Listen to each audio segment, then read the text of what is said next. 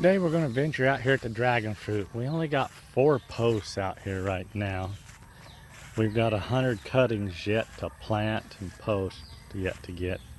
Posts are supposed to be here, delivered here today for the other ones. Somebody on Facebook or YouTube mentioned to me, Facebook I guess it was, mentioned to me on my tires. Now, I put the whole tire on. These are motorcycle tires. Put the whole tire on, complete tire. And it was mentioned to me to cut the tires in half. In half, like that. Cut them in half. And the reason being is for ants.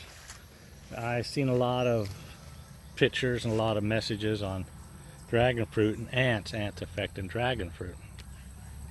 I was told to cut mine in half so they would not be a house for ants.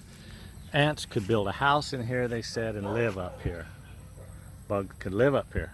So somebody messaged me to cut them in half. I'm not sure if it'll work or not, but you know, I live in the Philippines and there's lots of shit and ants everywhere.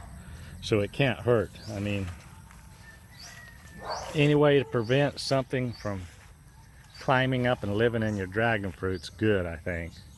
So that's what we're going to do. We're going to change that one, put a half tire up there, take that tire down and cut it in half.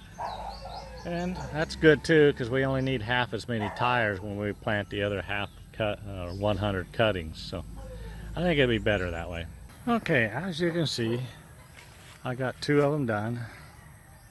They don't look much different. They're just I think as sturdy as the whole tire.